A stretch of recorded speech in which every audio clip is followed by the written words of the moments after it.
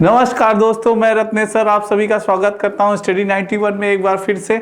और कैसे हैं आप सभी? उम्मीद करता हूं आप सभी स्वस्थ होंगे और जहां भी होंगे मस्त होंगे।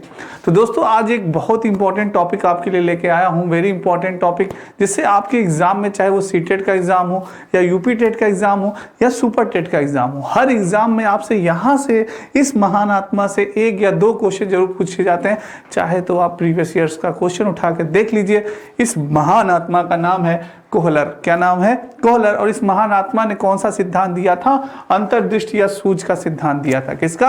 अंतर्दृष्टि या सूझ का सिद्धांत। तो आइए दोस्तों, आपका ये छोटका वीडियो है 15 मिनट का, एक बार शेयर और लाइक जरूर कर दीजिएगा दोस्तों, ज्यादा से ज्यादा, जैसे हर बच्चे तक ये वीडियो जा सके, पहुंच सके। तो आइए स्टार्ट करते हैं। सिर्फ 15 मिनट में आपको कोहलर के सिद्धांत को मैं चुटकियों में क्लियर करता हूं दोस्तों। आइए स्टार्ट करते हैं सिर्फ 15 मिनट में।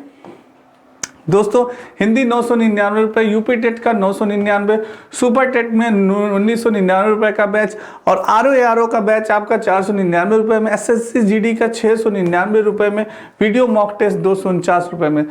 अब सिलेक्शन ही नहीं एकमात्र लक्ष्य है, अब सिलेक्शन ही एकमात्र लक्ष्य है स्टडी 91 का। चाहे किसी भी क्षेत्र में आपका सिलेक्शन करवाना ही स्टडी 91 का एक उद्देश्य है दोस्तों। चाहे वो एसएससी जीडी का एग्जाम हो आपका, चाहे यूपी टेट का एग्जाम हो, चाहे आरओ का एग्जाम हो दोस्तों, ठीक है।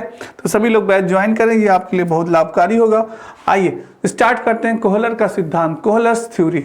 सिद्धांत कौन सा था? सूझ अथवा अंतर्दृष्टि का सिद्धांत। कोहलर ने कौन सा सिद्धांत दिया था? सूझ अथवा अंतर्दृष्टि का सिद्धांत दिया था। कहाँ के निवासी थे ये? जर्मन के थे। कहाँ के निवासी थे? जर्मन के निवासी थे। और इन्होंने यह सिद्धांत का प्रतिपादन किया था 1912 ईस्वी में प्रतिपादन किया था। कब किया था दोस्तों? 1912 ईस्वी में। इनकी जो पुस्तक थी कौन सी थी? Gestalt morphology. कौन सी पुस्तक थी? गेस्टाल्ट मॉर्फोलॉजी 1959 ईस्वी में प्रतिपादित हुई थी दोस्तों। आइए जानते हैं आगे। ये तीन महान आत्मा आप जान रहे हैं, इन तीन महान आत्माओं को देख रहे हैं आप। कौन नहीं इनसे परिचित है, इन तीन महान आत्माओं से, यानी 3 इडियट्स से।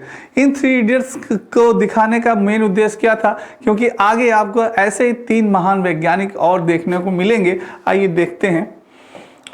ये 3 महान वैज्ञानिक हैं आपके, वर्दीमल, कोफका और कोहलर। गेस्टाल्ट शब्द का यानी कि क्या अर्थ होता है जर्मन भाषा में? आइए जानते हैं। इसमें गेस्टाल्ट शब्द का अर्थ होता है जर्मन भाषा में समानता या समग्रता या संपूर्ण या पूर्ण आकार। क्या होता है दोस्तों? समग्रता या संपूर्ण या पूर्ण आकार। गेस्टाल्टवाद के जो जनक थे वो कौन थे दोस्तों? वर्दीमर थे। गेस्टाल्टवाद के जनक अगर आपसे पूछे तो आप बताइएगा वर्दीमर, और सहयोगकर्ता अगर आपसे पूछे तो आप बताइएगा गेस्टाल्टवाद के सहयोगकर्ता कौन थे? कोफका थे। और प्रयोगकर्ता कौन थे? आपके कोहलर महोदय। अब आपके मन में एक सवाल उठ रहा होगा कि आखिर सर ये क्या होता है, समग्रता या संपूर्ण या पूर्ण आकार क्या होता है दोस्तों? तो देखिए आपको क्लियर करता हूं मैं। आप ये पिक देख रहे होंगे दोस्तों, ये आपकी आधी अधूरी पिक है, पर इसको देख के आपके मस्तिष्क में अब तक पूर्ण पिक आ गई होगी दोस्तों। तो आप समझ गए होंगे ये किस चीज की पिक है। ये आपकी है ई रिक्शे की पिक। किसकी है? ई रिक्शे की पिक है, जिसमें कि 4 पहिए लगे होते हैं, खुलादार रहता है चारों तरफ से।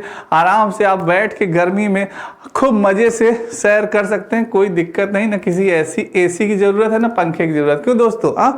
तो ये हवादार आपका ई रिक्शा होता है। तो ये चीज है दोस्तों। तो इन 3 महान वैज्ञानिकों ने आपको गेस्टाल्टवाद का प्रयोग किया था। गेस्टाल्टवाद का यानी इन्हें जनक माना जाता है। तो जनक की बात की जाए तो वर्दीमल को, सहयोग की बात की जाए तो कोफका को, और प्रयोग की बात की जाए तो कोहलर को।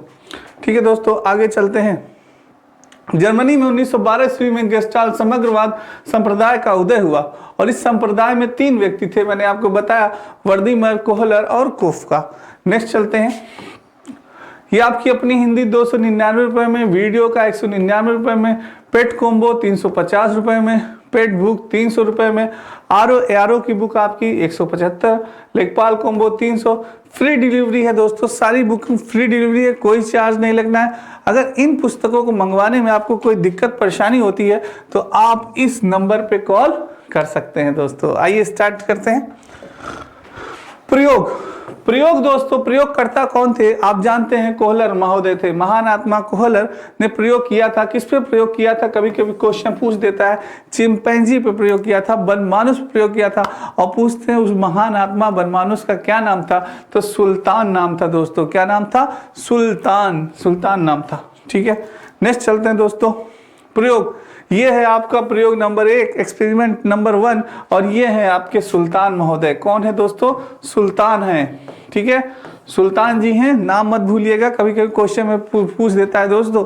तो सुल्तान को एक छड़ी दे दी गई और इन्हें एक पिंजड़े में बंद कर दिया गया, और एक छड़ी दे दी गई और केले को ऊंचाई पर रख दिया गया। अब इन्हें भूख लगी थी, अब इस केले को ये कैसे पाए, तो कोहलर महोदय ने ये बताया था कि समस्या जब आती है तो तुरंत आदमी के सूझ भी आता है, आदमी थॉट भी आ जाती है, दिमाग में सोचने भी लगता है तुरंत। और जैसे ही समस्या का समाधान खत्म हो जाता है तो आपके चिंतन, आपके थॉट्स भी समाप्त हो जाते हैं। इनका मेन उद्देश्य ये था कहने का। तो जैसे ही इन्हें भूख लगी, अब इनको यानी कि किसी भी तरह केले को खाना था दोस्तों, किसी भी तरह केले को प्राप्त करना था। तो इनको छड़ी दिखी और पहले इन्होंने खूब जंप किया, एक बार छूने का प्रयास किया कि ऐसे पकड़ लें, पर ये नहीं पा सके। और फिर इन्होंने एक छड़ी उठाई और छड़ी से ये आसानी से केले को पा लिया। इन्होंने फर्स्ट प्रयोग ये था। फिर सेकंड उन्होंने थोड़ा सा और टफ टास्क किया, उन्होंने केले की ऊंचाई और ऊपर कर दी, केले को और ऊंचा कर दिया। तो इन्होंने उठाया एक छड़ी और केले को, फिर सोचे कि पा जाएंगे, पर ये एक छड़ी से ये केला ये नहीं पा रहे थे। तो कोहलर महोदय ने क्या किया, टास्क थोड़ा सा टफ कर दिया था और ऊंचा कर दिया। तब इन महोदय ने देखना चाहते थे कि आखिर इनका दिमाग कितना काम करता है। तो इन्होंने इस दोनों छड़ी को जोड़ लिया, तब जाके ये उसको पाए। फिर कोहलर महोदय अभी रुके नहीं थे, उन्होंने कहा अभी और एक्सपेरिमेंट करेंगे। आइए देखते हैं आगे क्या किया उन्होंने। आगे उन्होंने एक बॉक्स रख दिया, अब छड़ी हटा दी और क्या रख दिया, बॉक्स रख दिया और केले की ऊंचाई और ऊपर कर दी। अब देखिए क्या करते हैं महोदय सुल्तान। सुल्तान महोदय पहले ऐसे प्रयास किए तो नहीं पाए, अब उन्होंने कहा कि अब लग रहा है बॉक्स पे ही चढ़ना पड़ेगा। तो वो बॉक्स पे आए, चढ़े और आसानी से केले को प्राप्त कर लिया। अभी भी रुके नहीं कोहलर महोदय, उन्होंने एक और एक्सपेरिमेंट किया कि एक और बॉक्स रख दिया और केले की ऊंचाई अधिक कर दी। और फिर इन्होंने क्या किया, एक बॉक्स पे चढ़े तब नहीं पाए, फिर इन्होंने दूसरा बॉक्स भी सेट किया और फिर सुल्तान चढ़ के तब जाके केले को पाया। इस तरह से आपके कोहलर महोदय ने प्रयोग किया, 4 प्रयोग किया था उन्होंने। ये है आपकी Hindi individual batch complete course दोस्तों, बैच प्रारंभ मात्र 999 रुपए में दोस्तों। इस बैच को लेने में आपको कोई दिक्कत या परेशानी तो आप इस नंबर पे कॉल कर सकते हैं दोस्तों।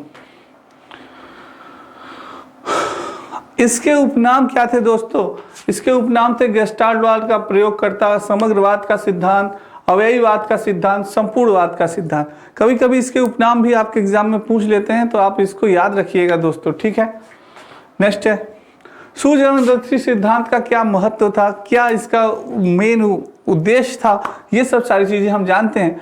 अधिगम की प्रक्रिया संज्ञानात्मक और मानसिक प्रक्रिया भी होती है, यह समस्यात्मक प्रक्रिया होती है। अधिगम की प्रक्रिया यानी सीखने की प्रक्रिया क्या बताई उन्होंने कोहलर महोदय ने कि संज्ञानात्मक और मानसिक प्रक्रिया होती है। जब समस्या आती है तभी हमारी जो बुद्धि होती है क्या करती है, सोचना प्रारंभ कर देती है, चिंतन करना प्रारंभ कर कि आखिर यार इस समस्या का समाधान कैसे किया जाए, कैसे सीटेट में हम लोग 120-130 नंबर लाएं। तो जैसे आपका सीटेट का एग्जाम खत्म होता है, आपकी जो चिंतन और समस्या भी होती है वो क्या होती है, खत्म हो जाती है। तो वही चीज है।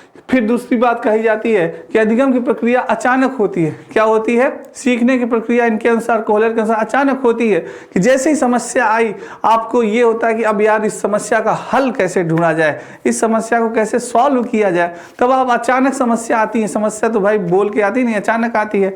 तो वही चीज है, जैसे ही समस्या अचानक आई आप सोचना प्रारंभ कर दिए दोस्तों। तो वही है कि जब समस्या आती है तभी आदमी करके सीखता है, ये इनका कहना था। अधिगम की प्रक्रिया अचानक होती है, अधिगम की प्रक्रिया यंत्रवत नहीं होती। अधिगम की प्रक्रिया इन्होंने बताया यंत्रवत नहीं होती, किसी यंत्र का उसमें प्रयोग नहीं होता, स्वयं करना होता है उसको। तो ये है अधिगम की प्रक्रिया यंत्रवत नहीं होती। अधिगम की प्रकृति क्या होती है, स्थायी होती है दोस्तों। जो चीजें एक बार किसी भी समस्या का समाधान आपने स्वयं कर दिया तो फिर वो आप भूलेंगे नहीं उस समस्या को। जैसे कि आप कोई साइकिल चला रहे हैं, तभी चैन उतर गई तो आप एक बार अगर चैन चढ़ा लिए तो फिर दोबारा तीबारा भी चैन आसानी से आप चढ़ा सकते हैं। नहीं तो तो फिर अगर आपने दूसरे की सहायता ले ली तो फिर आप चैन नहीं चढ़ा पाएंगे साइकिल की। तो क्या हो गया, एक बार आपने अगर कोई भी समस्या का समाधान कर लिया या कोई भी क्वेश्चंस को आपने हल कर लिया तो वो स्थायी हो जाता है, फिर आप किसी भी क्वेश्चन में नहीं फंसेंगे दोस्तों। ठीक है। अंतर्दृष्टि सिद्धांत का शिक्षा में महत्व क्या होता है, इसका शिक्षा में महत्व ये जानते हैं। यह सिद्धांत रचनात्मक कार्यों के लिए उपयोगी होता है। किसके लिए? रचनात्मक। बचपन में आपको याद होता होगा कि ऐसे ऐसे मिल जाता था, हम लोगों को कहा जाता था कि भरिए इसको, तो हम भरते थे कि ये भाई त्रिभुज बन गया, ए बन गया, ये आयत बन गया। तो ऐसे भर के हम लोग सीखते थे कि हाँ, इन बिंदुओं से भर के हम लोग सीखते थे कि हाँ, रचनात्मक कार्यों से हम सीखते थे, अधिगम की प्रक्रिया को पूर्ण करते थे छोटे बच्चों को। बच्चों बताओ, इसको बनाओ, ये बनाते थे, ये बनाते थे। ठीक है। नेक्स्ट है, यह सिद्धांत बालकों की बुद्धि, कल्पना और तर्क शक्ति का विकास करता है। ये क्या करता है? यह सिद्धांत बालकों की बुद्धि, कल्पना और तर्क शक्ति का विकास करता है। देखिए आपने ये है ना, ये आपने खेला होगा, इसमें सारे कलर आपको सेट करने होते हैं एक तरफ से। तो उसमें क्या होता है, बालकों की जो तर्क शक्ति होती है, मानसिक बुद्धि होती है, ये सब क्या होती है? तीव्र होती है दोस्तों, तेज होती है। ठीक है। नेक्स्ट है, इस सिद्धांत गणित जैसे कठिन विषयों की शिक्षा के लिए भी बहुत लाभदायक होता है। जैसे आपका कोई भी क्वेश्चन है तो आ जाता है, तो क्वेश्चन गणित में कैसे होते हैं? समस्यात्मक होते हैं। कैसे होते हैं? गणित तो आपको मालूम ही है गणित कैसी होती है। तो जैसे ही अगर आप इस सिद्धांत के अंतर्गत आप तुरंत गणित सॉल्व करना सीख जाते हैं तो आप जल्दी जल्दी सॉल्व करते हैं दोस्तों, क्योंकि हमें गणित में कैलकुलेशन फास्ट चाहिए। जैसे क्वेश्चन आया, तुरंत हमें प्रैक्टिस किया है, अगर हमें याद है चीज़ों को तो हम तुरंत उसे सॉल्व कर देते हैं दोस्तों। तो इस सिद्धांत से गणित जैसे कठिन विषयों के शिक्षण भी बहुत लाभदायक होते हैं दोस्तों। ये आपके नितिन सर के द्वारा लिखी गई हैंड राइटिंग ई बुक, ये सारे सब्जेक्ट बहुत इंपॉर्टेंट है। सारे बुक्स आपके हर एग्जाम में बहुत ही काम देंगे सारी बुक्स। तो दोस्तों आज का सेशन आपको कैसा लगा, कमेंट बॉक्स में कमेंट जरूर करिएगा और ज़्यादा से ज़्यादा लाइक और शेयर जरूर कर दीजिएगा दोस्तों। एक बार सभी को एक बार फिर से जय हिंद, वंदे मातरम, नमस्कार दोस्तों।